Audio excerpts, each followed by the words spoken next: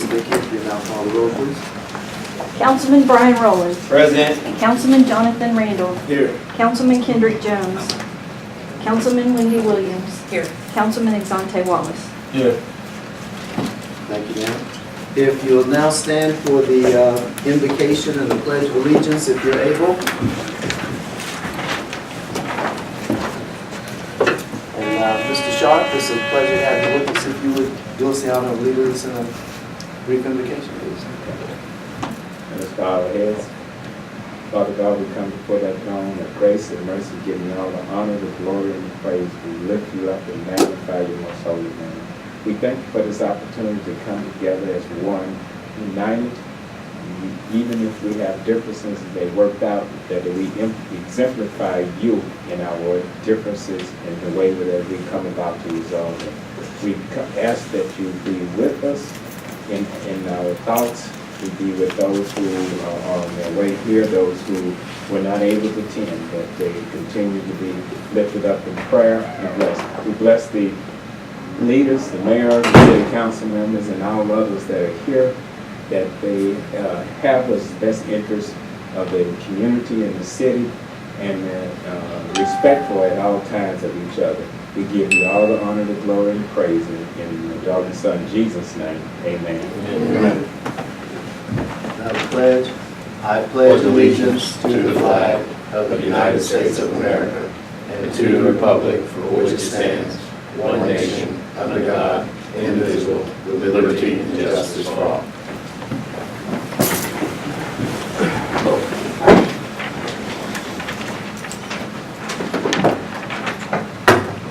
Citizen comments, Dr. Vita Brown.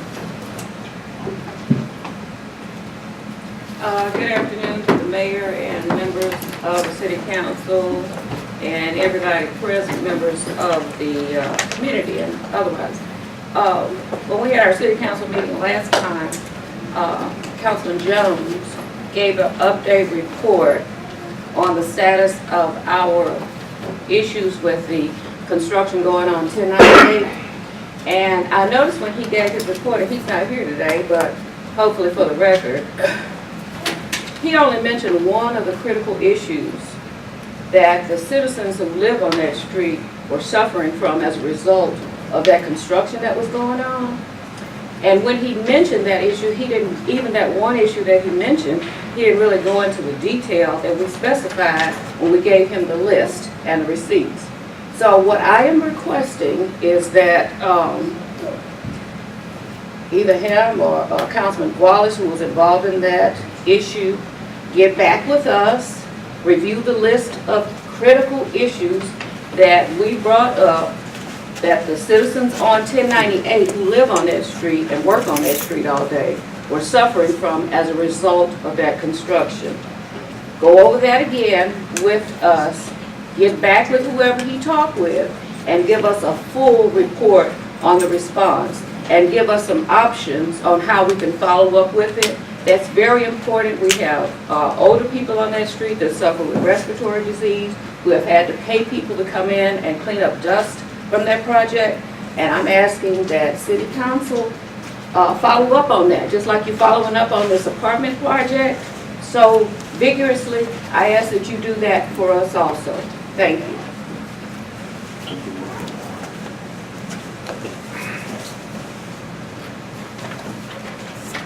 And our one and only item, number 2, is discuss, consider, and take action on occupancy, inspections, building permits, and other related issues on the Panther Hill apartment complex.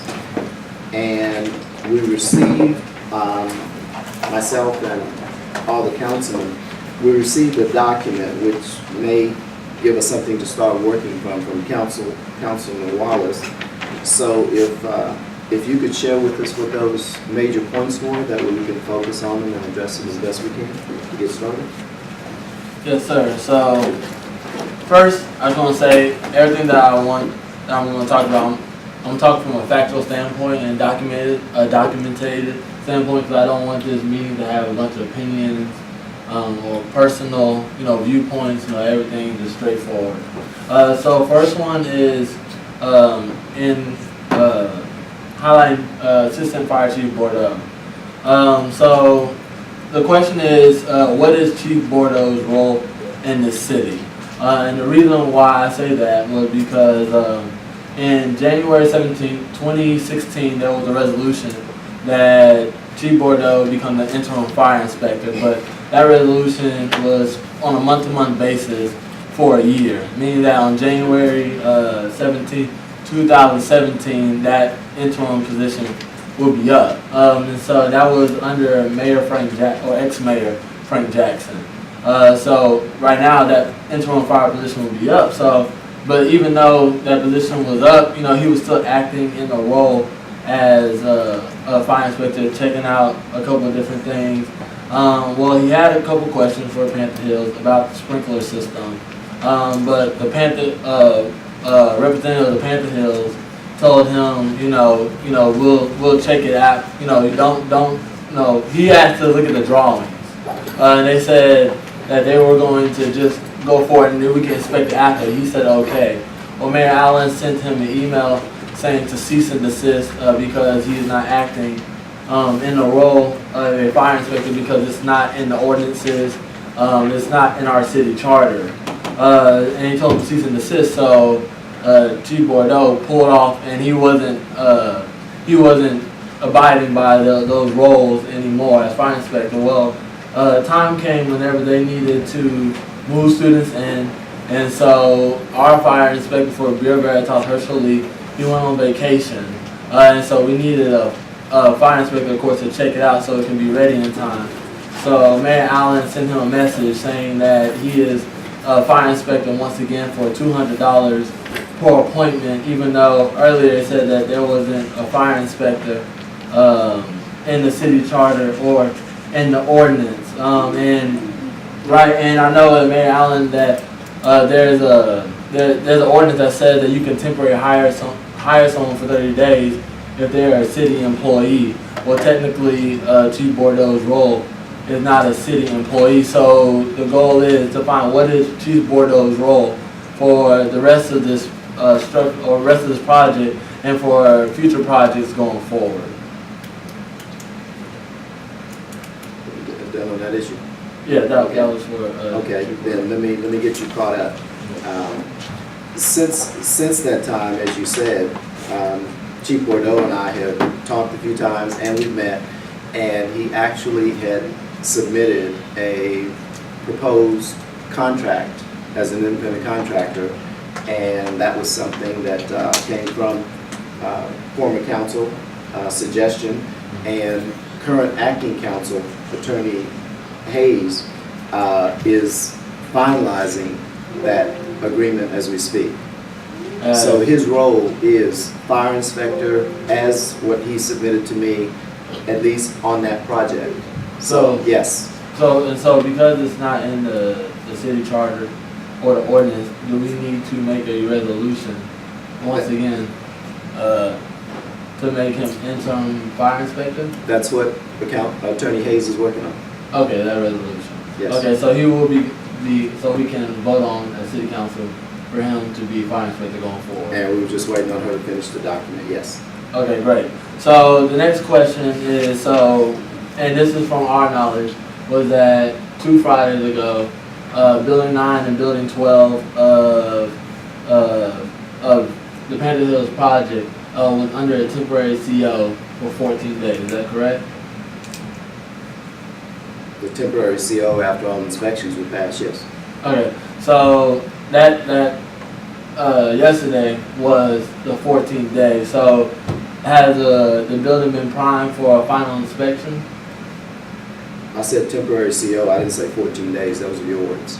No. I said the temporary CO, and all of the work done per Mr. Herschel, and one thing you may not, I want to make sure I make clear, some of the things that Mr. Herschel was doing, it became an issue, which is why it was great to have Fire Inspector and Assistant Chief Bordeaux in the area, because there have been many times, including that fateful day on August 3rd, when Bureau Veritas has not been available. So Ms. Rogers, the primary inspector from Bureau Veritas for our area, who was training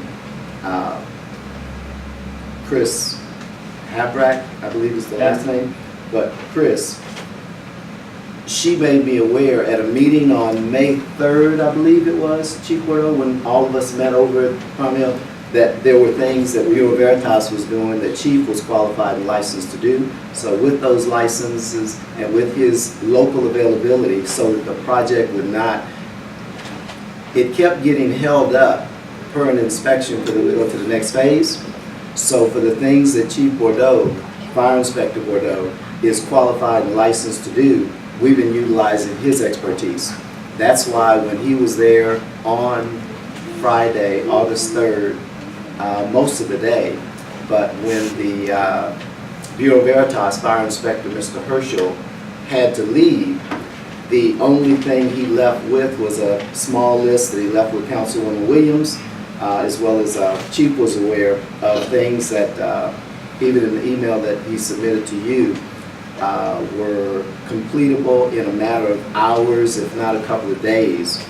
And there was a conversation with Chris Habrack and Miss Dickey that I was also made aware of, where he was aware of Mr. Herschel's final list, and he was aware that they were minor, and he had even said they could open with 30 days, and because they were jumping on those items right away, Councilwoman Williams said no, because at the rate they're going, they can finish this in 2 weeks max. But Mr. Bordeaux stayed on because of the water, was it Chief? Hydrostatic test. The hydrostatic test hadn't been completed. They take 2 hours, and Chief committed in our communication to stay there until those were done. They were at 195, and Bureau Veritas wanted them at 200. When Chief sent me the pictures of the gauge showing they were at 210, and that was the final concern with everyone involved from an inspection standpoint, I gave the okay.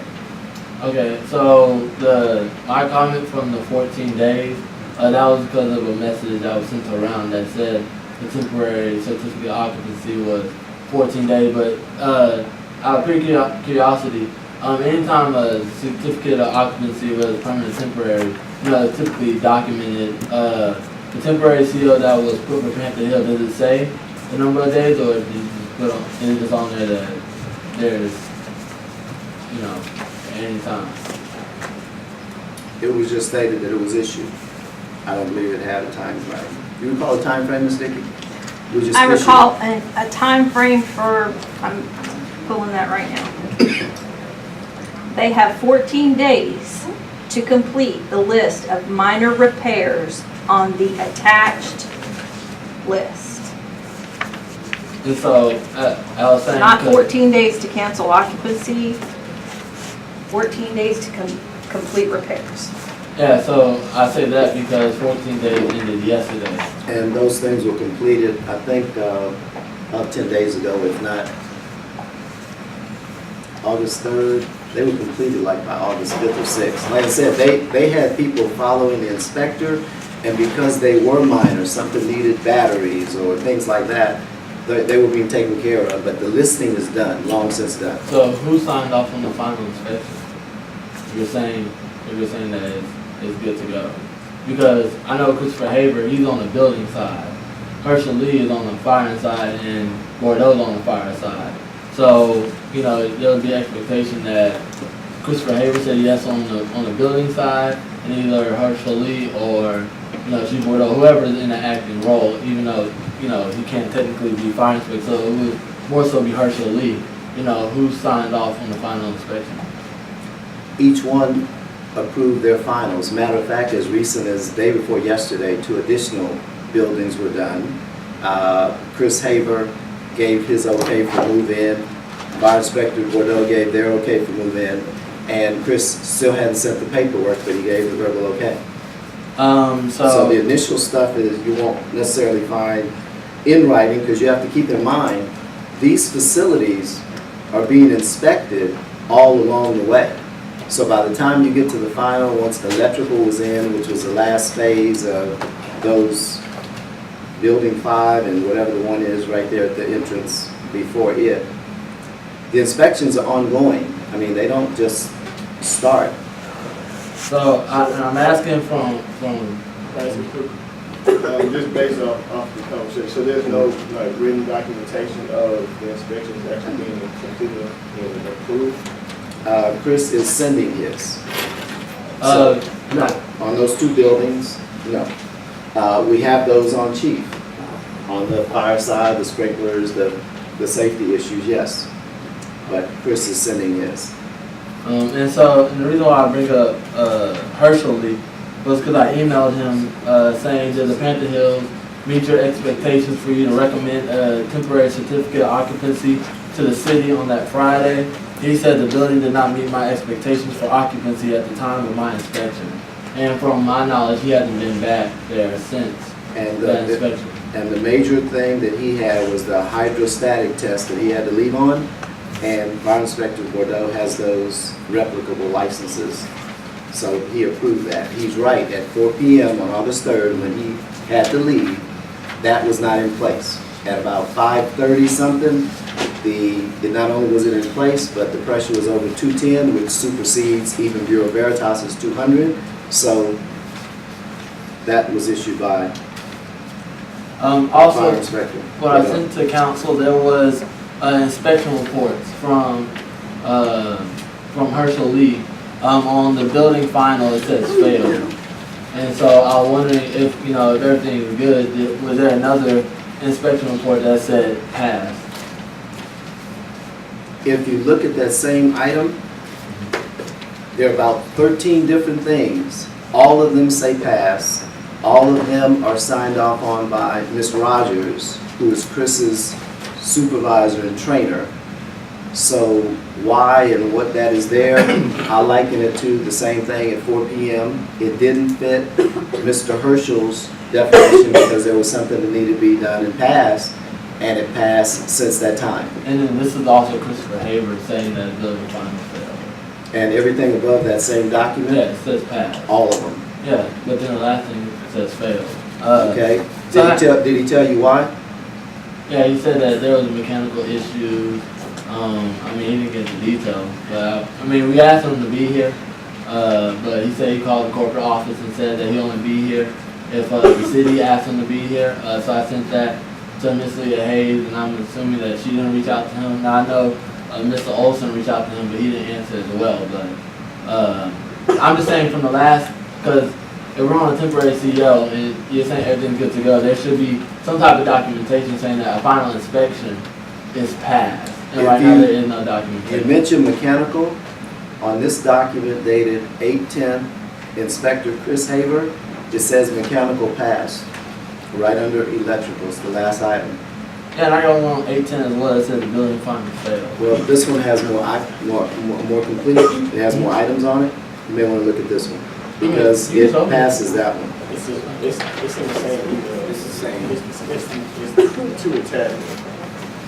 So I guess my question is, because we all see the same thing. There's a list of things, a list of different items that go into the, just because the citizens can't see what we're looking at.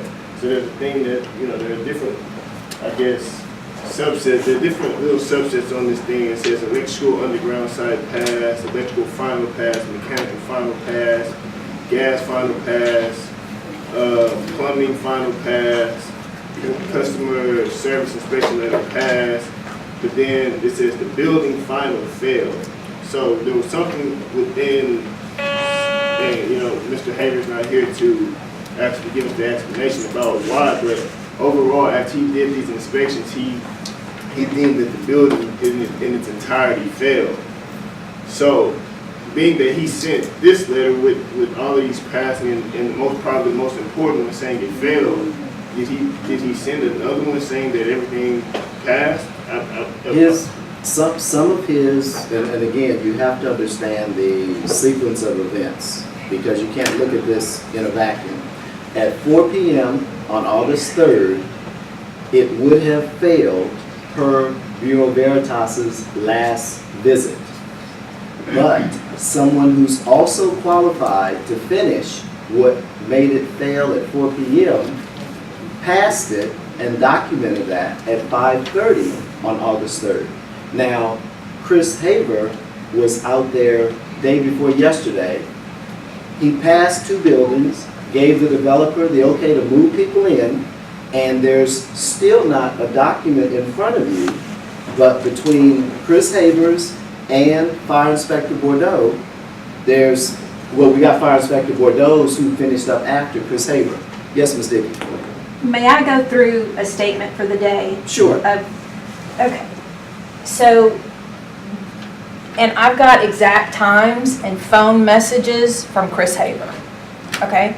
So all day long, on August the 3rd, Councilman Williams, myself, Chris Havers, Chief Bordeaux, we were all on the phone together, making sure that this thing was going to come together at the last minute. And I think I heard in a conversation through passing, Attorney Olson say, this is not unusual for sort of things to push to the end and come to a head sort of when you open the first building of a project. But Chris Haber and I've got telephone messages back and forth, and we had phone calls, but the last phone call we talked around 1 o'clock, we talked around 2 o'clock, we talked around 3 o'clock, we talked around 4 o'clock. My last conversation with Chris Havers on the telephone at 4:30 was that he was comfortable moving students into the building. If there is something else that I didn't know that he wasn't sharing with me, then of course the city didn't know that.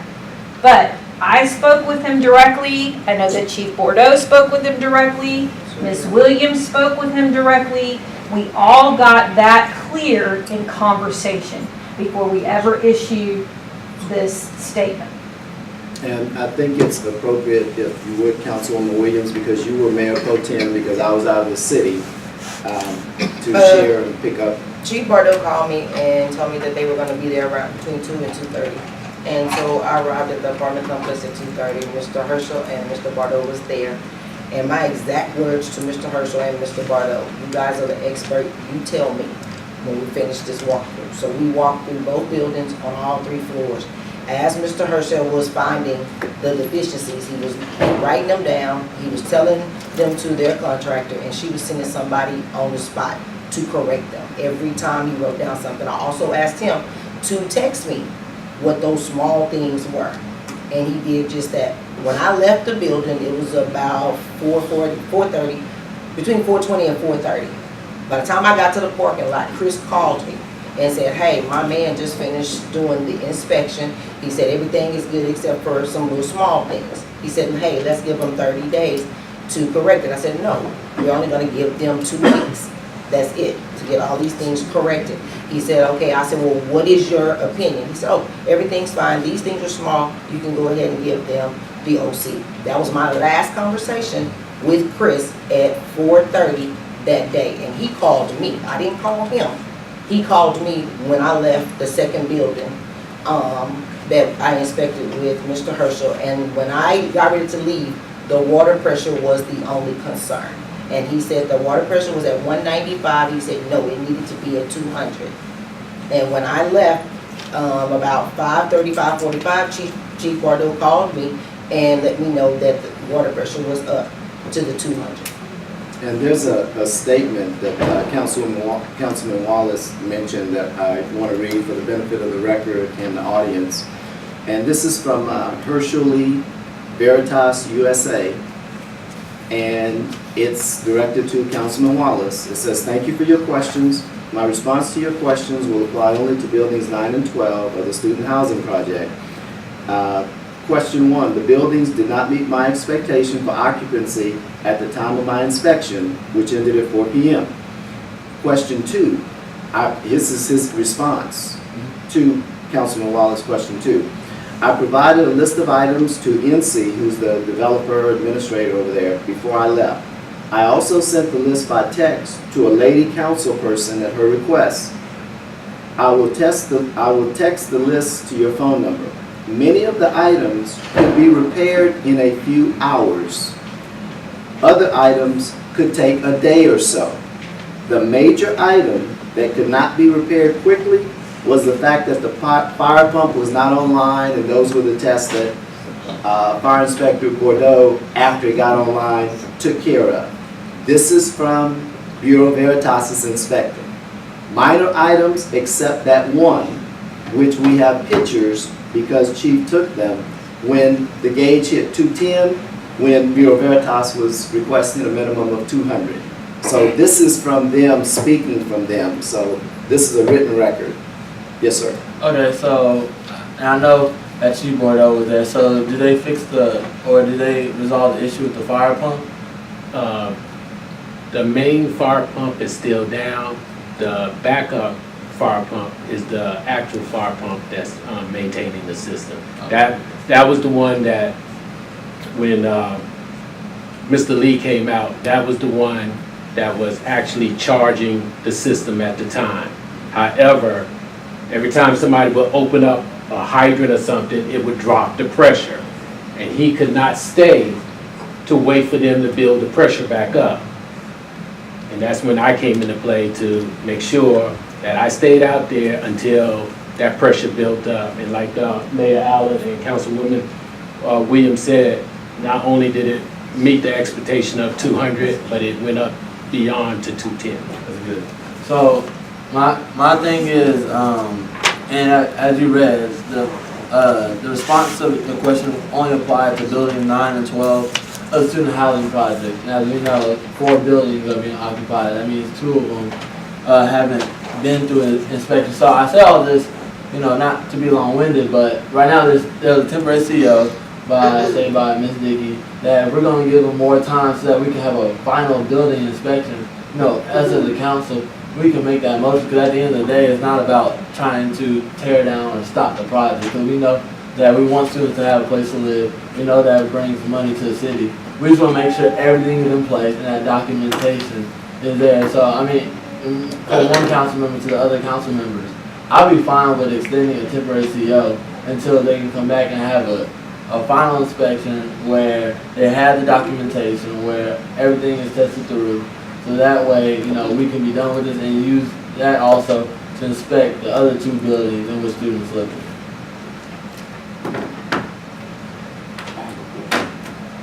Yes. So in the document that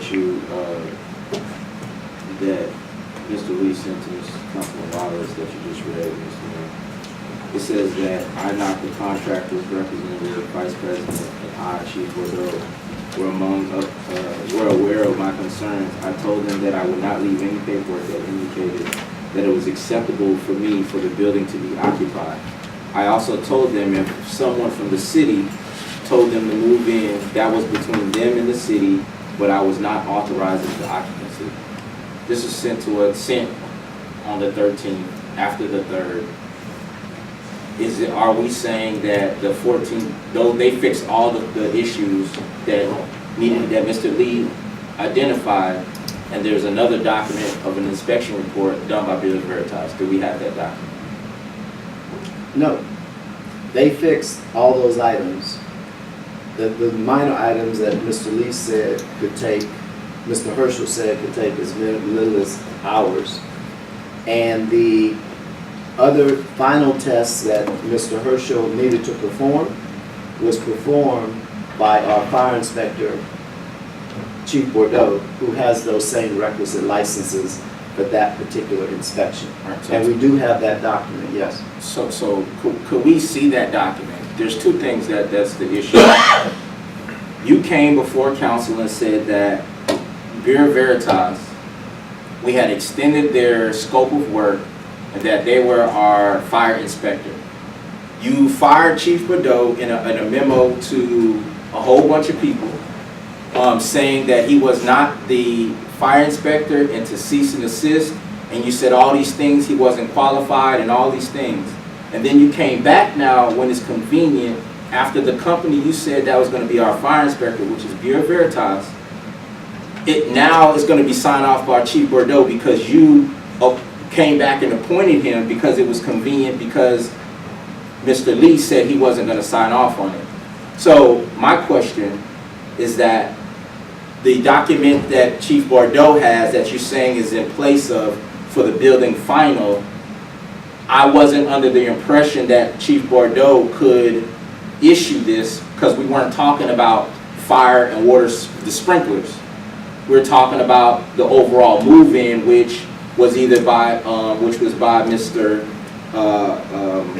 Haver. And so can you explain or help us to understand Sure. the differences in, we're looking at a document that there's a number of things on here and they say passed. And the bottom last thing says failed.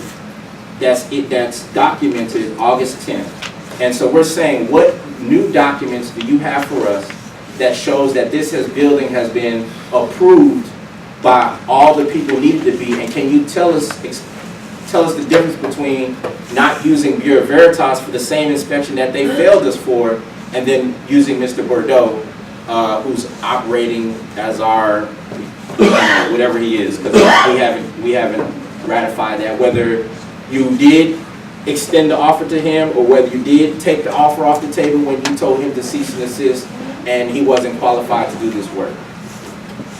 At the time, a couple of months ago that you're referring to, Councilman, I had not seen Mr. Bordeaux's licenses. At the time that you're referring to, no building was ready for occupancy or final inspection. And what Bureau Veritas does is they inspect. And the document that I have, also dated August 10th, signed by the same gentleman that you're referring to, Chris Haver, shows 1, 2, 3, 4, 5, 6, 7, 8, 9, 10, 11, 12, 13 passing items, and that's all it shows. It shows 13 passing items. Now, they inspect. The city issues a certificate of occupancy, and as mayor and the city's building official, since I have not designated someone to do so, I have been issuing certificates of occupancy for about, over 2 years now. All of a sudden, my ability to issue them is being questioned by you and whoever else, only because of this big, incredible project. You weren't questioning that when people were building houses or extensions and doing anything else. This has only come up behind this. And I'm okay with city setting policy. But keep in mind, this is the same policy that you function under for going on 8 years now, and not once in 8 years have I heard you question the mayor's ability to issue a certificate of occupancy. If you set a policy and you say it's different, set the policy. That's council's job. My job is to enforce the policy, and that's what I've been doing, and that's what I'm going to continue to do. If you change it, then I'll change how we do it. But if you haven't set it and you don't understand it, because you're asking me about councilmatic policies. Council sets policy per the charter. Mayor enforces it. If you want to set a policy, please set one. You can change however you want to do this, and that's how we'll function. But that's what we have now. Yes, sir. I think